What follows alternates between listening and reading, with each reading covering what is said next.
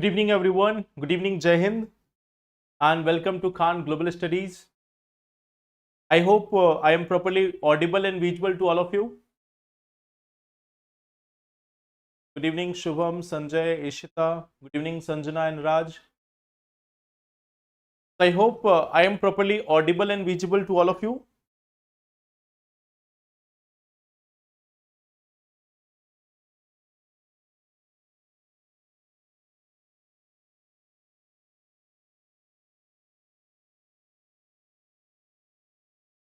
Yes, like if your performance is going good, you don't need a backup plan. Like the first thing is when you are going for examination, like suppose right now you are having 6 months remaining with you. So in this 6 months, you don't have to think about any such backup plan or any such thing like extra. If if you are going for exam and you have 6 months left, I would suggest you that in this 6 months, you don't have to think about anything at all, because it's not like you are in the like the last time or you have no other options after that. I think majority of you are in early 20s. Majority of you are in early 20s, and so you are having sufficient amount of time. You are having sufficient amount of time. It's not that you have lost all the time, that now you are having many responsibilities at present. So yes, you are having time, and in any case for the next 6 months you should not let any other fear come to you. And then if you have to give examination after 2 years, then you don't have to worry about anything at all. So let's start our session today. The topics which we are going to discuss, the first thing is digital scams. So recently we have seen that even the Supreme Court of India, they have also talked about the digital scams which are there. So we are going to talk about this one topic of digital scam. What is the extent in India of digital scams? There is second thing, there is a new conclave, there is a new summit, of science. Okay, so there is a new summit of science. So we are going to see what is this summit and what it may be replacing. What do we aim to achieve from there? That is one thing which we are going to see. The third thing is we are going to talk about the High Siege Treaty. Basically, there is an article which is talking about the challenges of High Siege Treaty. The challenges with respect to the High Sea treaties. So we are going to see this High Sea Treaty. What is High Sea? What is High Sea treaties? And what are the challenges with respect to it? Then we are also going to talk about the Afghanistan earthquakes. Like recently we have seen in Afghanistan there was earthquake in the month of August also. Prior to that, in the month of 2023 also, there was a huge earthquake. And now again in October also we see that there is an earthquake. In November, October also we see that there is earthquake. So we are going to talk about this Afghanistan's earthquake issue. So let's in essay class, okay, I will ask the team to look into that. Okay, so let's start our discussion first with some questions. So here we are having this one question from the previous week topics. Which of the following statements are correct? A carbon credit is provided on reduction of 1 ton of carbon dioxide. A carbon credit scheme can ensure the achievement of net zero targets of countries. A carbon credit scheme can ensure the achievement of net zero targets of countries.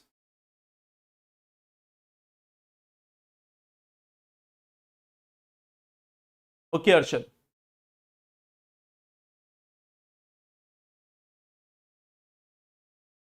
In the Bihar Assembly election, online voting can be allowed for old person and migrant people. For migrant people, I am not so much aware. I will have to check for this. C option.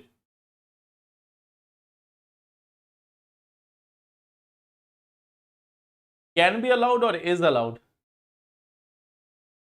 C option. C. The first thing is a carbon credit is provided on reduction of 1 ton of carbon dioxide. This is correct.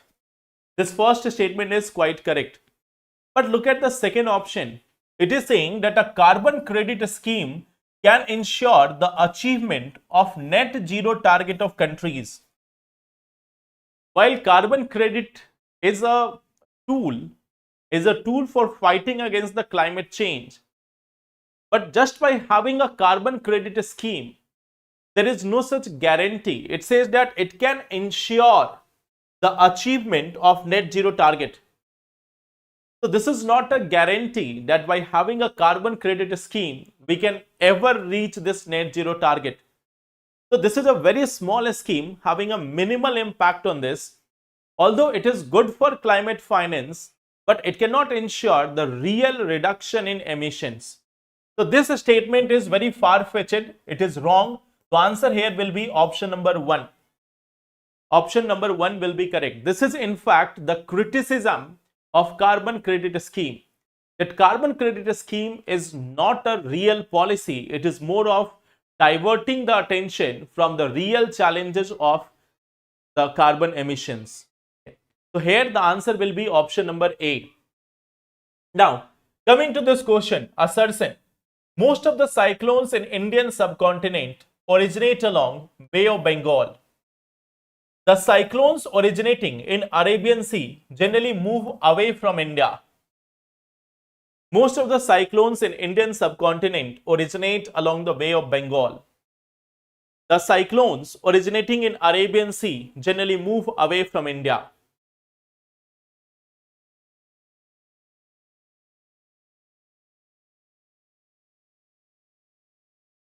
Question number 2.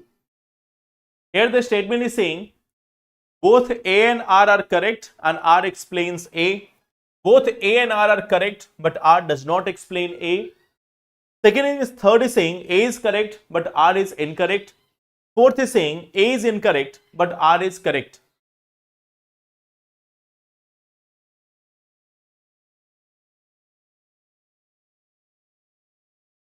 B option, C option.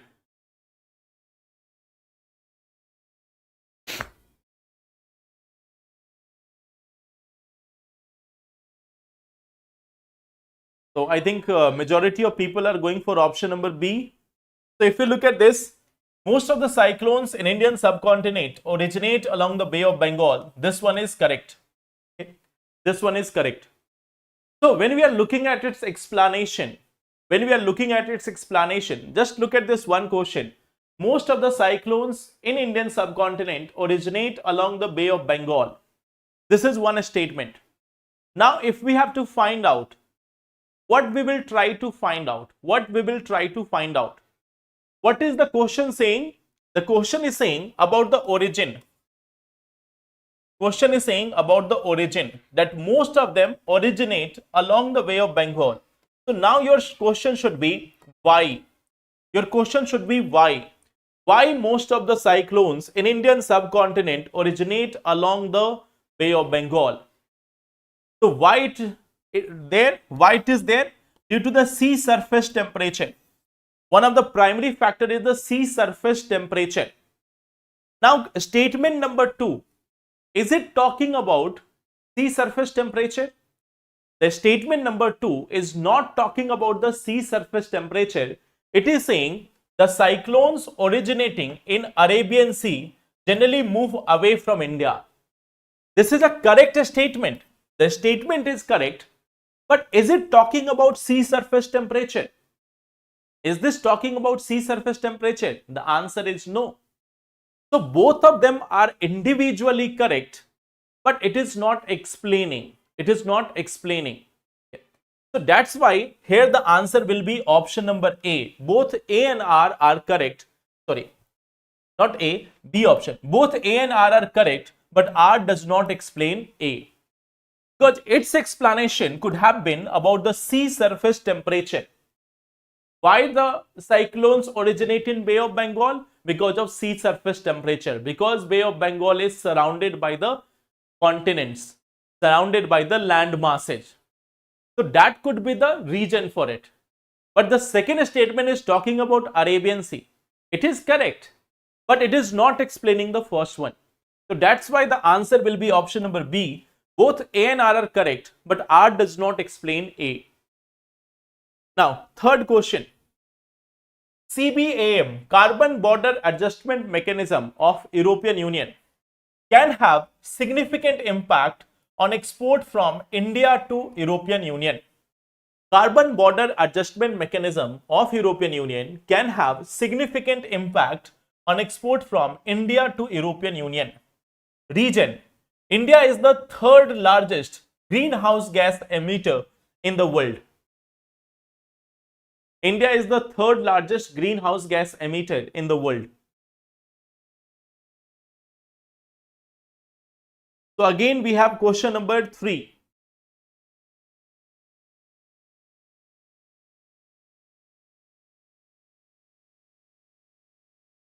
A option, C option.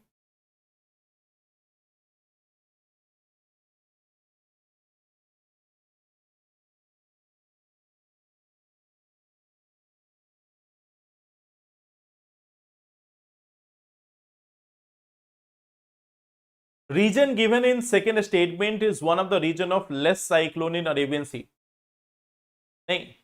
Region given in statement number 2 is telling about the impact of cyclones of Arabian Sea on India. It is not saying but why Arabian Sea is having less number of cyclones. First thing is Arabian Sea has less number of cyclones. Second thing is even if there is a cyclone in Arabian Sea, it is not coming towards India. So there are two parts here. Now coming to this one question. Carbon Border Adjustment Mechanism of European Union can have significant impact on export from India to European Union. Why? Why there will be impact? Now say this question is correct. This statement is correct. Now the question is why? Why it will be there? Because when we talk about Indian industries, they have old technologies, dependence on fossil fuels,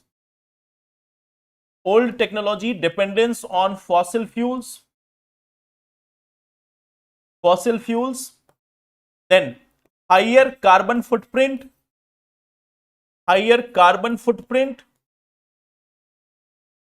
and lesser carbon tax. So why it is going to impact the Indian industries? Why is it going to impact the export from India? Because when we talk about the Indian exporters, they rely on old technologies which are having dependence on fossil fuels, which has a higher carbon footprint, and India also have a lower carbon tax. So if the statement was saying that Indian industries have higher carbon footprint, then it would have explained. Or if the statement was saying that India have almost zero carbon tax regime or low carbon tax, then also it would have been correct. Okay. So then also if there was a focus on these two things, if there was a focus on any of these two things, it would have been correct. Here it is saying India is the third largest greenhouse gas emitter in the world. So a statement here is correct that India is the third largest greenhouse gas emitter in the world.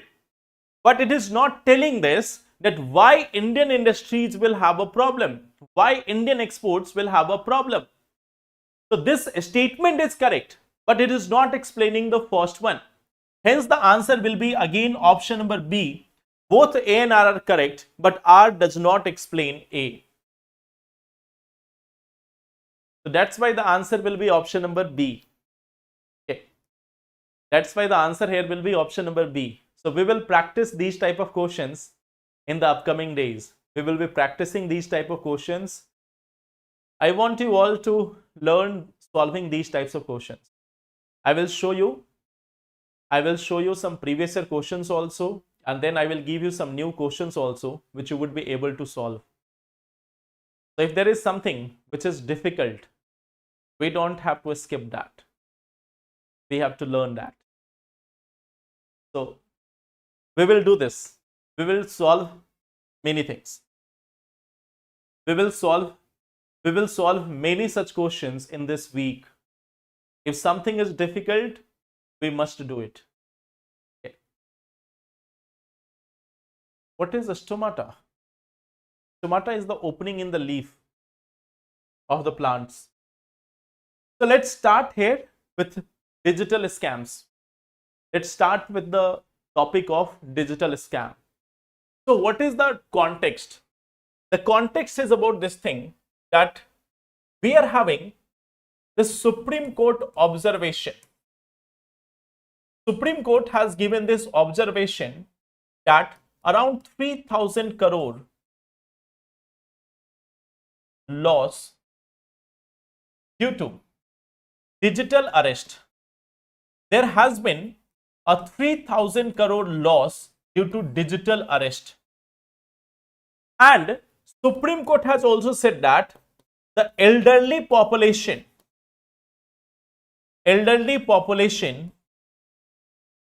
they are more vulnerable. They are more vulnerable. They are someone who are more vulnerable. So these things have come from Supreme Court. Supreme Court has also said this. Supreme Court has also said this, that we are going to cooperate with law enforcement agencies in ensuring a strict punishment. Supreme Court has said that it will support law enforcement agencies. It is going to support law enforcement agencies. It is going to support the law enforcement agencies to prosecute digital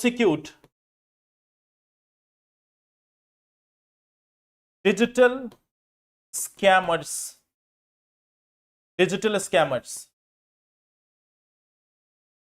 The Supreme Court has in fact said that it will help, it will give full support to the law enforcement agencies in prosecuting the digital scammers.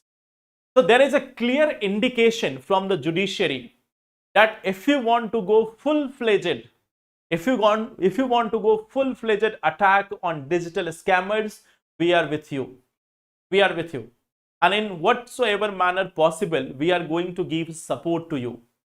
It means the courts all over India, it is not about Supreme Court now, it is about all the courts across India, that if there is a digital scam, the courts in India are going to be in favor of the law enforcement agencies. Okay. So this is one part of it. Now there are certain terms which are in the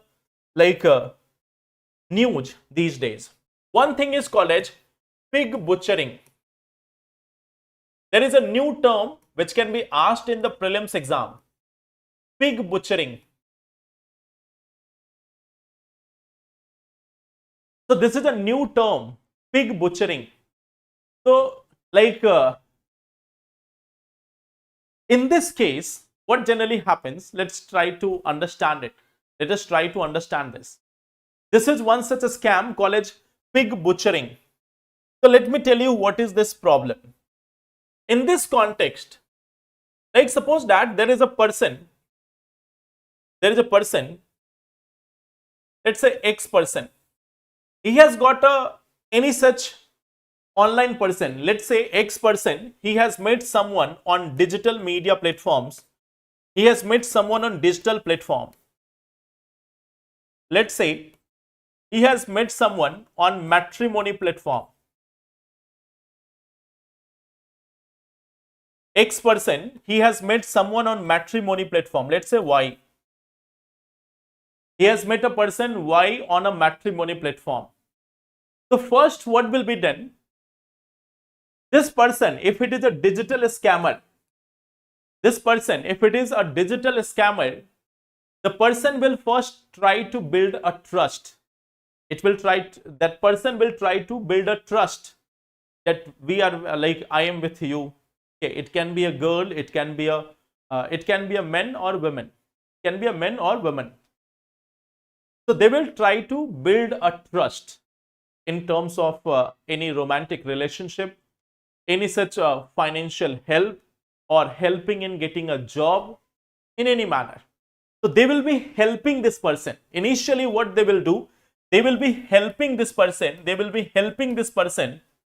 and gradually they will try to take the control of the accounts. So it is not an instant, thing. This is something which is practiced over a time, that first you are luring them, first you are trying to con them by helping them. They might give some maybe they can get involved in a romantic relationship, they can give some financial help initially, they can help in getting a job. So first they will be helping the person, and after that they will try to scam the person. So this is something which is called as pig butchering. On the other hand, we have this one thing, phantom hacking. So phantom hacking is another term. Okay. Like how it is done in phantom hacking.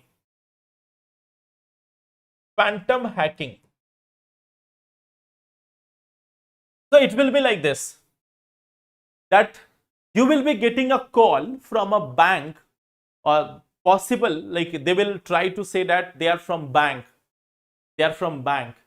and then they will say that your account has been logged, or your account has been taken control by some scammer.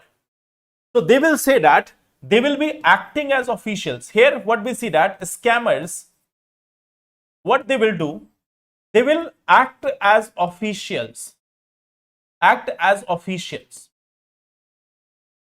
and what they will do, they are going to warn people, about digital scam.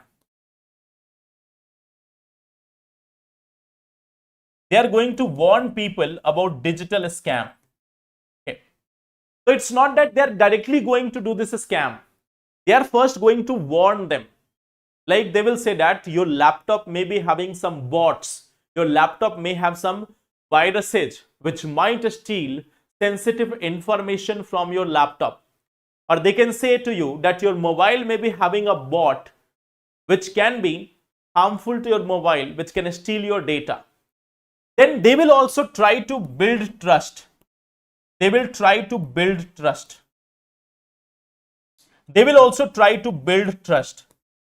when they see that the trust has been built, they will say to you that you can transfer it to a secure account. They will ask the person, they ask the person to transfer money to a secure account. And once they have done it, once they have transferred their money to a secure account, the so-called secure account, then their money will be taken by this scammer. So this is another level. There they are trying to build the trust. Now certain things have become quite common. Now people have started to understand that any such job posting, any such interview thing, they are pure scams. If someone is calling and telling you that you have been arrested, you have got some drugs in your parcel, so now these things have become quite common. Now people are aware about it. So what they are doing now they are doing this one thing, that they are not posing as the scammers or others. They are trying to tell the people that we are here to help you. So this is one thing they are trying to say to the people, that they are trying to help them. And then after that, they try to scam them. So this is one thing that they are coming as new people. They are coming as new people, and then they are trying to scam the people. How can transferring money lead to a scam? Now, they will tell you that transfer the money to a secure account, but this will be something which is in control of a scammer. This secure account can be in control of a scammer. Okay. So this is one thing. It can be in control of a scammer, and from there they can take your entire money. How to avoid these scam? Never talk with someone who has come online and is telling you about relationship, is telling you about any such financial incentive, any such interview, any such job, any such offer, anything. If someone is promising you any of these things, do not even talk to them. Okay. That is as simple as that. Okay.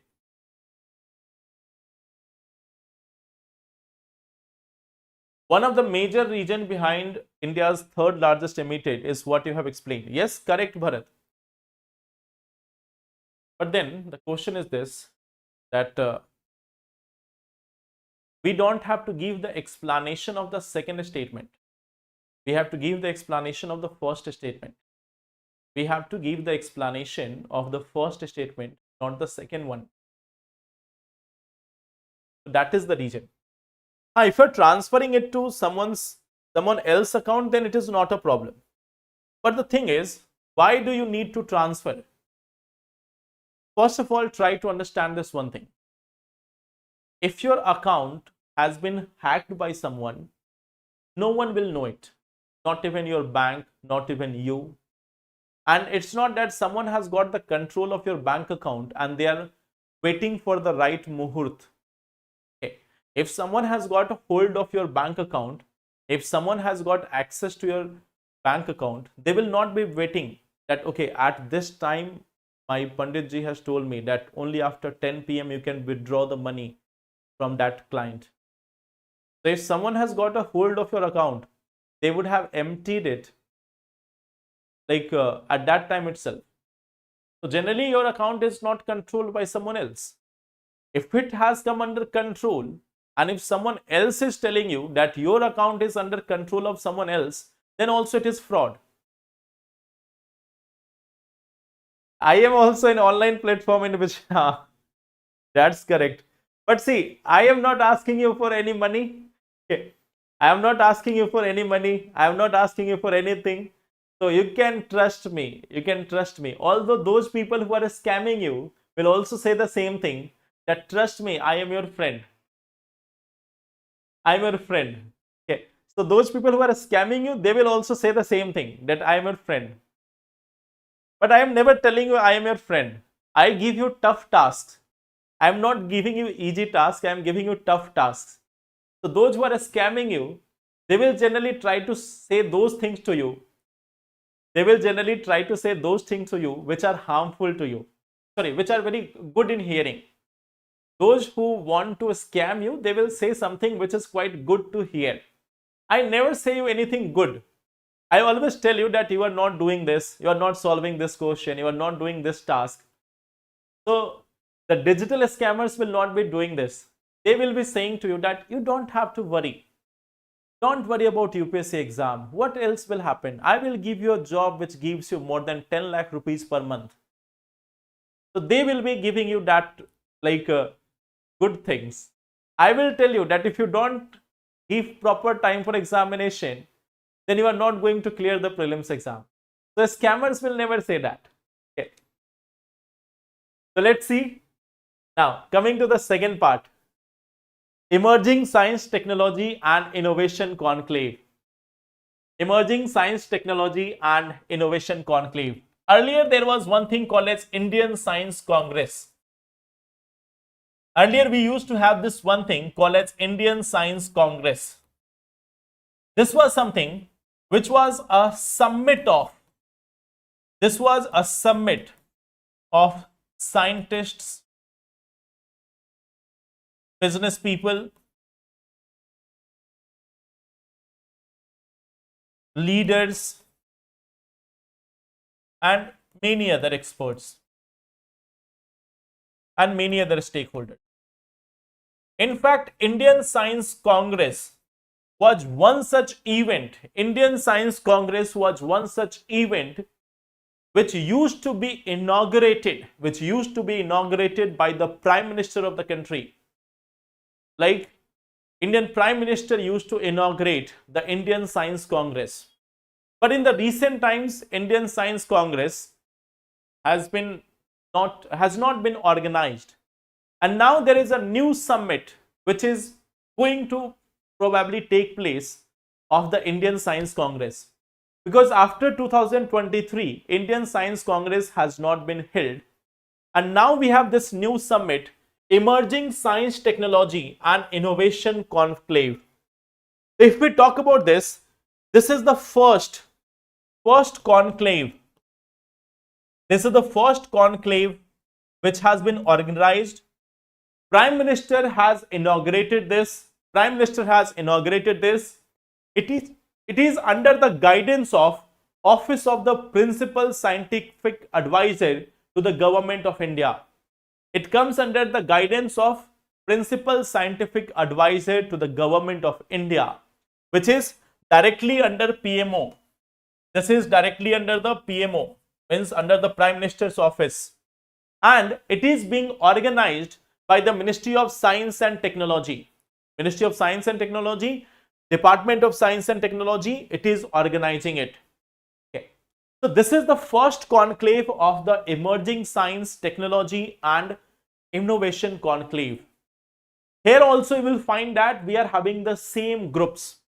We are having all important scientists. Okay. We are having the entrepreneurs. We are having the leaders and ministries. We are having the leaders, the ministries. This entire government is there. Okay. Then we see that foreign scientists also.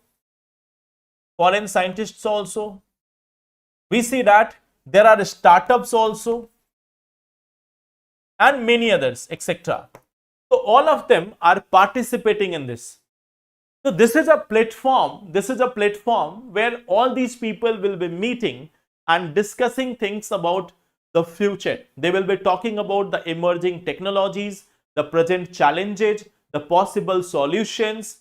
They will talk about new ideas, new innovations. So that is going to be the one such platform of discussion of science in India. So we have come up with this new such group, new such conclave, Emerging Science, Technology and Innovation Conclave. This is the first time that we have got it. It has just started. So once it is completed, we will again try to see if something major has come up here. So just you have to know that this is going to organized from now onwards. This is going to be the first conclave, and in future other conclaves will also be held under this name. So this is the new beginning. So not in UPSC exam, but in other state PCS exams, this can be asked.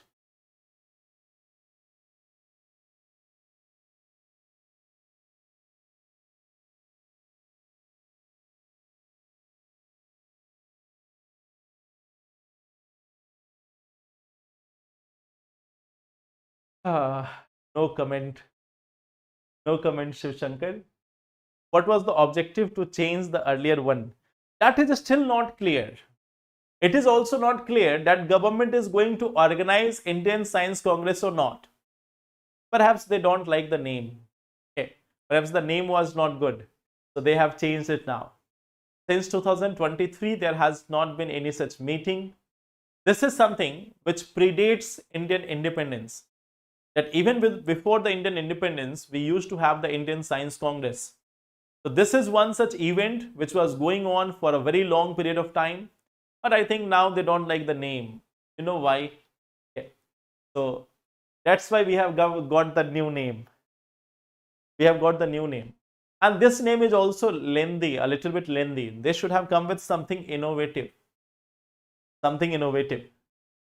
So let's see if anything new comes up. So now we are having the third topic, the High Seas Treaty. The High Seas Treaty. So what is High Sea? I think you all know. When we are talking about the High Sea, first of all, this area, the baseline, from the baseline to 12 nautical miles, this is called as the territorial water. Up to 12 nautical miles, it is called as territorial sea. Means this is the sovereign water. This is in fact called as the sovereign water. It is the territorial sea. So all the countries have full right over this. They have full right over this territorial sea of 12 nautical miles. Okay. Then what we see that from the baseline to up to 200 nautical miles, this area is called as exclusive economic zone. Exclusive economic zone. Economic zone. So in this area, in this exclusive economic zone area, we see that the country have the exclusive right. The country has the exclusive right to carry on any such seabed exploration.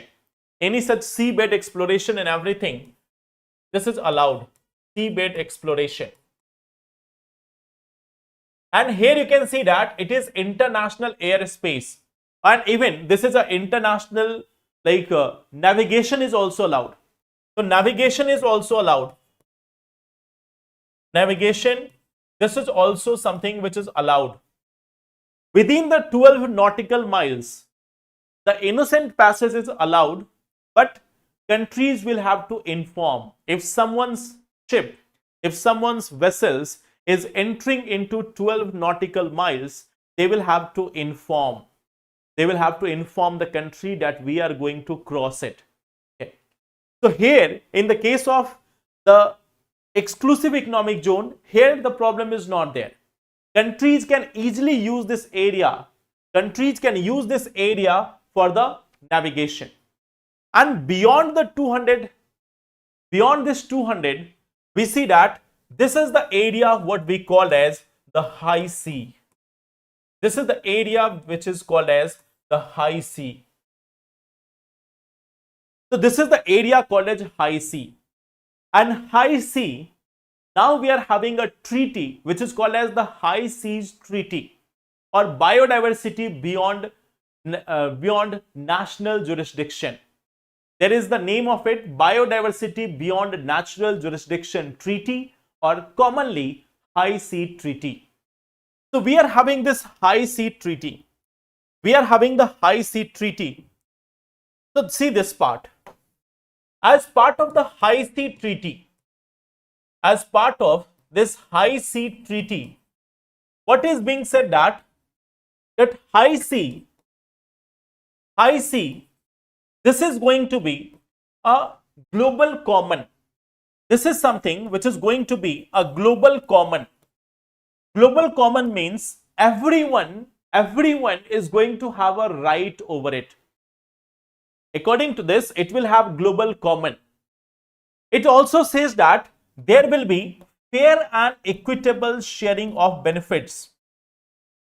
Fair and equitable sharing of benefits. Benefits from use of marine genetic resources. So if someone is using the biodiversity of the high seas, there is going to be fair and equitable sharing of benefits from the use of the marine genetic resources. It calls for global common. It calls for fair and equitable sharing of benefits from use of marine genetic resources. It also talks about conservation of marine biodiversity. It also talks about conservation of marine biodiversity.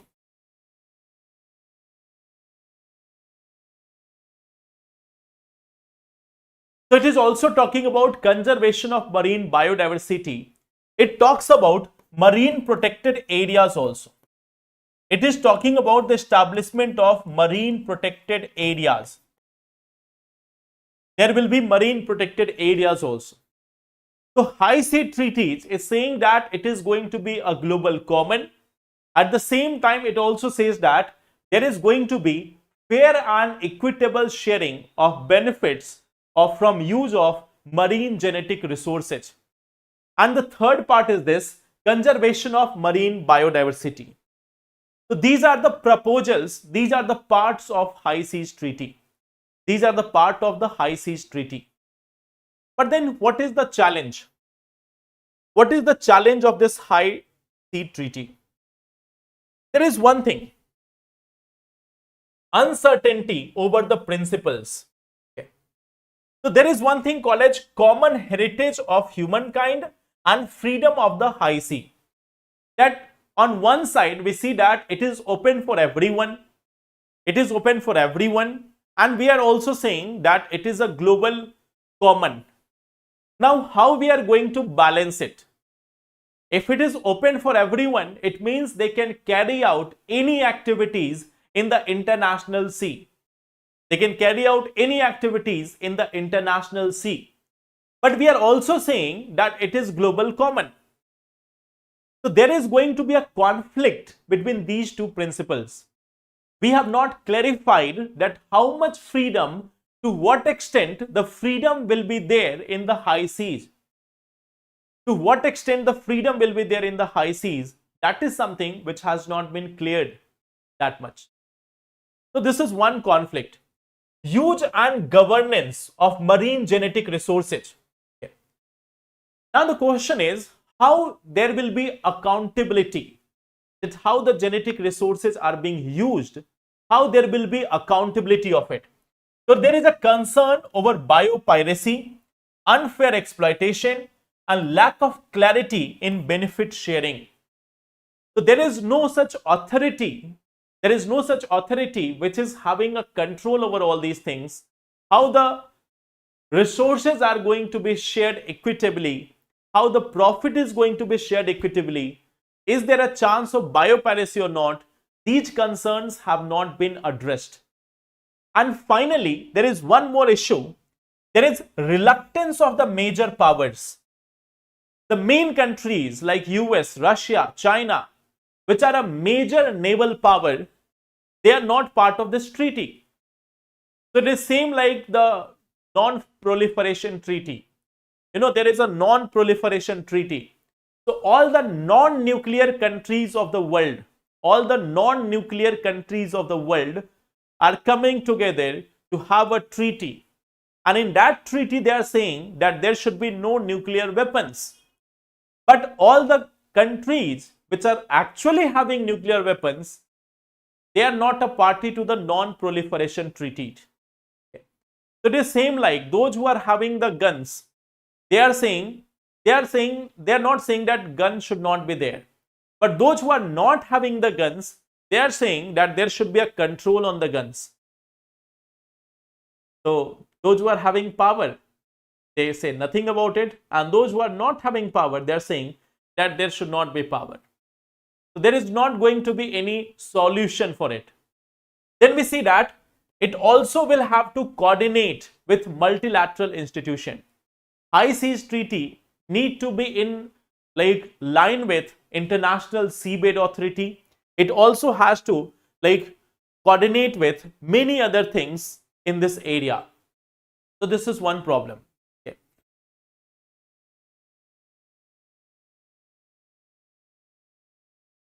What about China?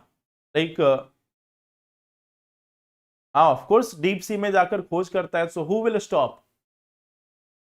Who will stop? The same thing is, it doesn't recognize the high sea treaties.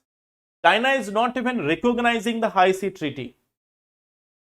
US is not recognizing it. India is also about to ratify. India has not even ratified this right now. So the major countries of the world, they have not said anything about high seas treaty. And then there are smaller countries who are saying that high sea treaties must be there. It is same like the non-proliferation treaty. It is the same like climate change. Now, coming to this one thing, earthquakes in Afghanistan.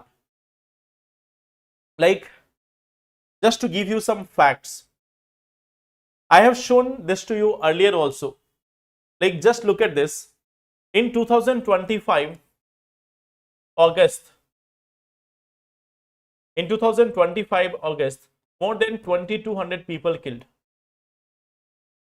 More than 2,200 people were killed in Afghanistan due to earthquake. In 2023 also, More than 2,000 people killed.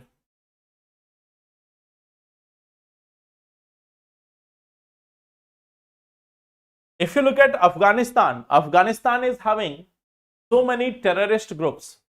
Afghanistan is having so many terrorist groups. Despite this, the biggest killer in Afghanistan is not terrorism, it is earthquake. Okay. Afghanistan, despite having so many terrorist groups, the biggest killer in Afghanistan is not terrorism, it is earthquake. Near about 600 people, 590 plus people, 590 plus people die annually due to earthquake.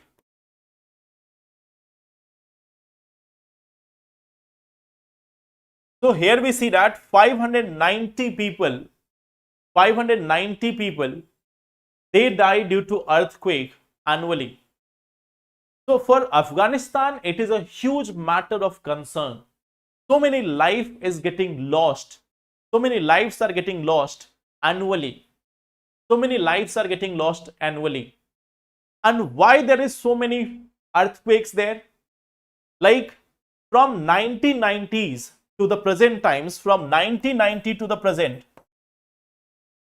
what we see that there has been more than 350 earthquakes. From this time itself, you will find that there has been 355 earthquakes. 355 earthquakes of magnitude 5 and higher. There has been earthquake of magnitude 5 on Richter scale or higher. The number is 355, 1990 to present times. So it means on an annual basis also, in the last 30-35 years, on an annual basis, you can see that 35 years, and we have 355 earthquake. So it is like 10 earthquakes per year. That is the intensity of earthquakes in Afghanistan per year. And the numbers keep on rising. So why Afghanistan is having so many earthquakes? The geography is to be blamed. The geography of the area is to be blamed. We are having this Indian subcontinent plate. This is the Indian subcontinent plate. And here we are having the Eurasian plate. Indian plate is coming in this direction, European plate in this direction. As a result of this, you will find this is the fault line, the red color which you can see. This is the fault line, and along this fault line, we see that there is continuous earthquakes. Right now, around this region, there has been earthquake in Afghanistan. So Afghanistan is having, or you can say Afghanistan is on that edge. It is on that edge of India and Eurasian plate. And due to the geographical factors, we see that Afghanistan is continuously having earthquake. So if you look at Afghanistan, look at the geography. Look at the geography. Look at the climate there. Look at the politics there. Look at the terrorism there. Look at their economy. From all these angles, there is one country in the world that is suffering the most. There is one country in the world that is suffering perhaps the most, and that is Afghanistan. So Afghanistan needs more help than any other country in the world. It needs more help than any other country in the world. Be it geography, climate, politics, terrorism or economy. In all form, it is Afghanistan which is getting the hit. So, yes. So this is why Afghanistan is having more and more number of earthquakes in this area. I hope this is clear.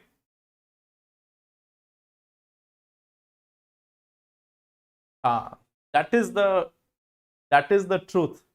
That is the truth, Sanjana, that political reforms in Afghanistan can almost cure most of the issue.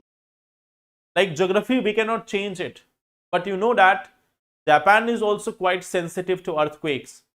Japan is also quite sensitive to earthquakes, but they have got the art to manage it. Afghanistan can also do that. See, we should not be missing that thing, Bharat. Like, if we look at this earthquake or any such natural tragedy, it is a problem for everyone.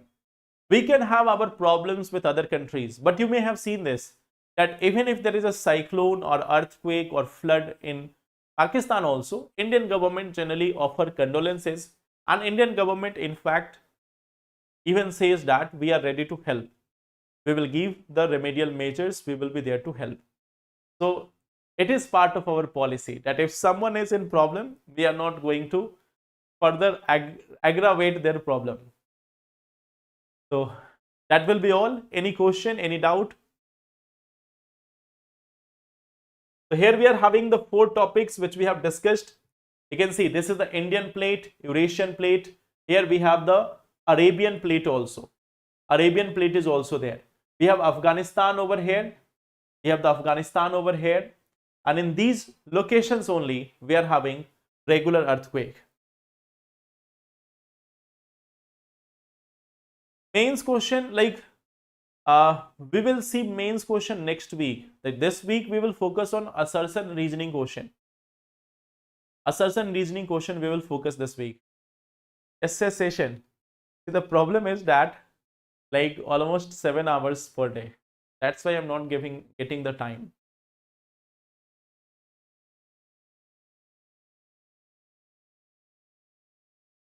But I will try my best. Like wait for some days. Just give me some days. I hope. See, like there are some batches. Let me complete that first, and then I will look for this.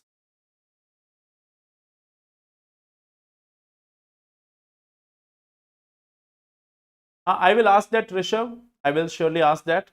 Okay. So that will be all for today. Thank you, everyone. Take care and all the best. Thank you. Let's solve some more questions of assertion reasoning in tomorrow's class. Thank you.